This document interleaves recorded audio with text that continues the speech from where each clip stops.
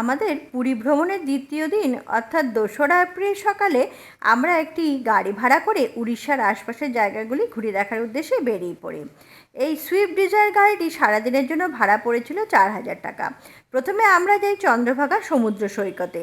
সোনালি বালুরাশি আর শান্ত সমুদ্র এবং বিস্তীর্ণ সৈকতে ঘেরা চন্দ্রভাগা কোণারকের সূর্য মন্দির থেকে মাত্র ৩ কিলোমিটার দূরে অবস্থিত।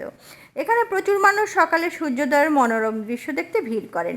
আমরা এখানে কিছু সময় কাটিয়ে এসে পৌঁছলাম কোণারক সূর্য মন্দিরে। গ্রানাইট পাথরে তৈরি সূর্য মন্দির কোণারকে নির্মাণ করেন রাজা প্রথম নরসিংহদেব খ্রিস্টীয় ত্রয়োদশ শতকে।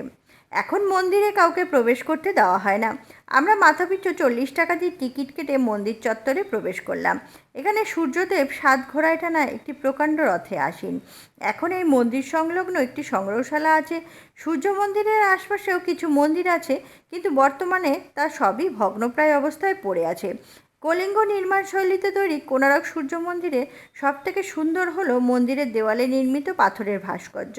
বর্তমানে এটি ইউনেস্কোর ওয়ার্ল্ড হেরিটেজ সাইটের মর্যাদা লাভ করেছে এবং উড়িষ্যার ভ্রমণরত সকল পর্যটকের কাছে কোণারক একটি গুরুত্বপূর্ণ দ্রষ্টব্য স্থান। কোণারক থেকে আমরা পৌঁছলাম ধৌলি। ধৌলি উড়িষ্যার রাজধানী ভুবনেশ্বর থেকে ৮ কিলোমিটার দক্ষিণে অবস্থিত একটি বিখ্যাত ঐতিহাসিক স্থান।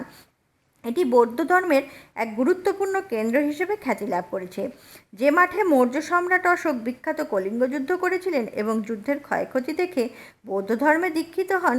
তার পাশেই গড়ে উঠেছে জাপানের বৌদ্ধ সংঘের ব্যবস্থাপনায় বিখ্যাত বিশ্বশান্তি স্তূপ বা পিস প্যাগোডা। এর পাশে পাহাড়ের গায়ে রয়েছে ব্রাহ্মী লিপিতে লেখা অশোকের একাধিক শিলালিপি। এছাড়াও ধৌলিতে রয়েছে একটি পাথরের তৈরি হাতি আর ৪টি সিংহের মাথাওয়ালা বিখ্যাত অশোক স্তম্ভ। এখানে হিন্দুদের একটি শিব মন্দির আর একটি গণেশ ঠাকুরের মন্দিরও আছে। এদিন প্রচণ্ড গরম পড়ায় আমাদের ধৌলি ঘুরতে যথেষ্ট সমস্যায় পড়তে হয়েছিল। তবে যারা প্রাচীন ভারতের ইতিহাসে আগ্রহী তারা অবশ্যই ধৌলি ঘুরে দেখতে পারেন। এরপর আমরা স্থানীয় একটি এসি হোটেলে দুপুরের খাওয়ার জন্য আসলাম। এখানে পুরুষ আর মহিলাদের শৌচাগার আছে। দুপুরে আমরা ভাত, ডাল, আলু ভাজা, রুই মাছ ভাজা ও পার্শে মাছের ঝোল দিয়ে খাওয়া সারলাম। রান্না আহামরি কিছু নয়, বরং বাঙালি রসনায় এ রান্না বিশেষ ভালো লাগবে না, তবে পার্শে মাছের সাইজ ছিল প্রকাণ্ড। আমি জীবনে এত বড় পার্শে মাছ আগে কখনো খাইনি। সব মিলিয়ে আমাদের খরচা পড়ল ৩২০ টাকা।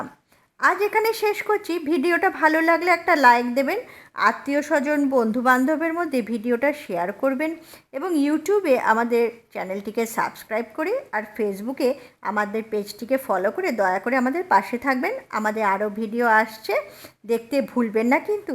ভিডিওটা শেষ পর্যন্ত দেখার জন্য সকলকে ধন্যবাদ জানাই।